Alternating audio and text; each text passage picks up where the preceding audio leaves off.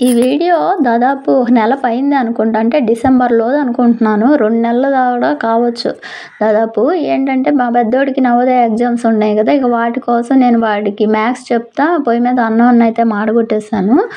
ఇక మాడిపోయింది తర్వాతయితే చూస్తే అందుట్లోనూ ఏంటంటే స్వామికి ఉన్నాడుగా మీ బావకి భోజనాలెయ్యో ఉన్నాయనంటే మా ముగ్గురు కోసం ఏదో తక్కువ రైస్ అయితే వేసి సిమ్‌లో పెట్టేసి ఉంచేసాను. అది ఉడుకుతుందిలే అని జెప్పేసి అనుకున్నాను. ఈ మ్యాథ్స్ కూర్చున్నానంటే వాళ్ళ దగ్గర వాడికి డౌట్లు ఇక చెప్పుకుంటూ వెళ్ళడమే అసలు వాసన గూడా సరిగ్గా రాలేదు. తర్వాతకి ఎప్పటికో చూస్తే అట్లా మాడిపోయి అయితే ఉంది. పెద్దోళ్ళు మామిడి చెక్కులు తింటే అరికాళ్ళు మంటలు రావనేసి అంటారు. ఏంటో అసలు ఏమి తినలేకపోయాం. పారేసేసి మళ్ళీ ఫ్రెష్‌గా అయితే వండేసాను ముగ్గురికి. ఇంకో గిద్ద కడిగి పెట్టేసేసాను ఒక కప్పు.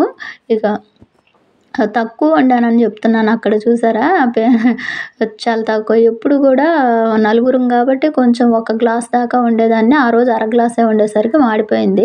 ఇక తర్వాత మళ్ళీ ఆ గిన్నెలోనే వండేసాను అన్నం. ఇక తినేసి ఒక ముద్ద అయితే ఉంచాననమాట అన్నాన్ని. రాత్రి తినింగా ఒక ముద్ద మాత్రం కంపల్సరీగా ఉంచుతాను. అది తెల్లవారి కాకులకైతే పెడతాను.